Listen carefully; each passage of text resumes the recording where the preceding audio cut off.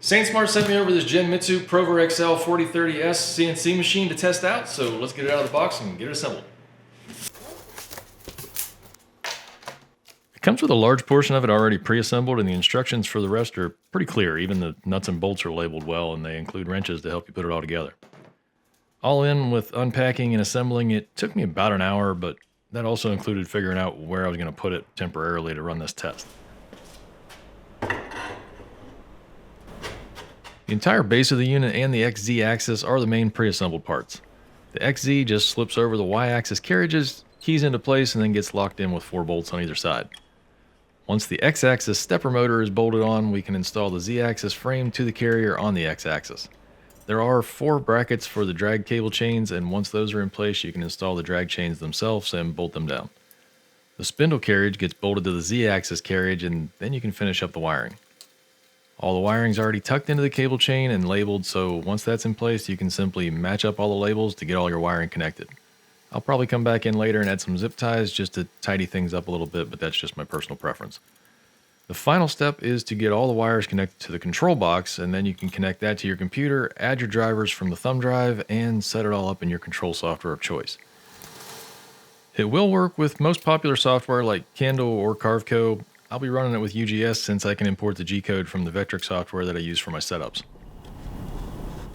Also included in the kit is the mounting plate and control cable for the optional laser attachment, extra brushes for the spindle and fuses for the controller, the wiring harness for the optional Wi-Fi module, a chip brush, and a set of 1/8" shaping and milling bits. Now let's take a look at some of the specs. The working area measures 400 by 300 millimeter on the base plate with 120 millimeters of Z-axis clearance. That's equivalent to 15.75 inches by 11.81 inches by 4.72 inches. There are also extension kits to increase the X and Y capacity, but they didn't have any available at the time for this video. The maximum travel speed is pretty good, coming in at 5,000 millimeters per minute.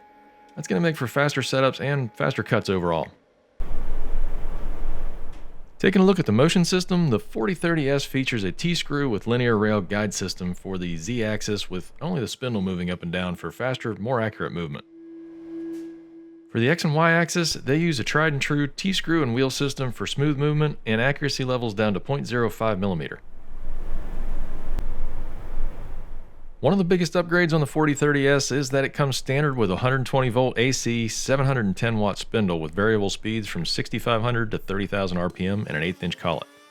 The added power allows for deeper cuts and faster speeds, making it great for hardwoods, aluminum, and larger cutters.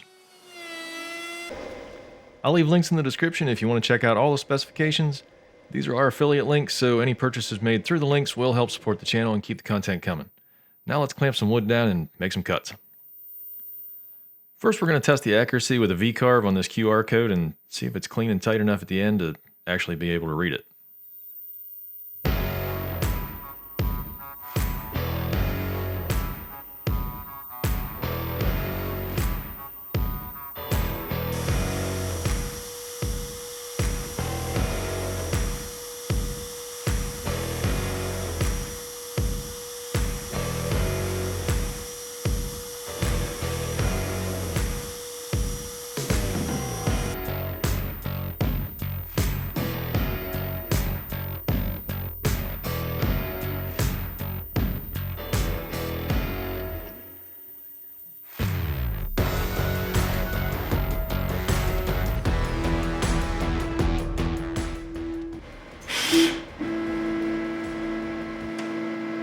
Alright, everything looks nice and crisp.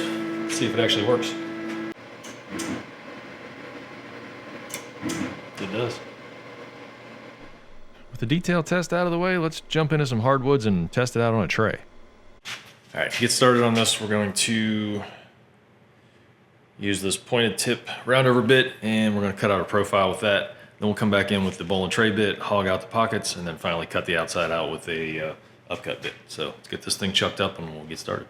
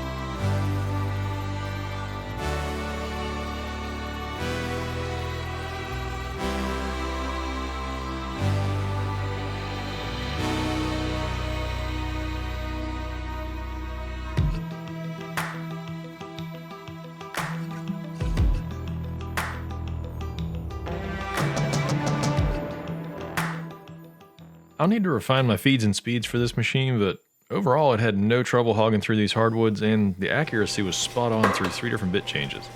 Overall, I'm pretty impressed with the machine. I honestly wasn't sure what to expect from the PROVerXL series versus my old 4040 Pro, but the extra speed and power were quite impressive right out of the box without having to add any accessories. So if you're in the market for a mid-range desktop CNC, the 4030S is definitely worth a look. Now I just need to find a more permanent home for this one, add some much needed dust collection, and hopefully I can get my hands on one of those extension kits before too long. That's going to do it for this one. If you're looking for more CNC content or just some general maker content, check out some of these videos over here. We'll see you in the next one. Thanks for watching.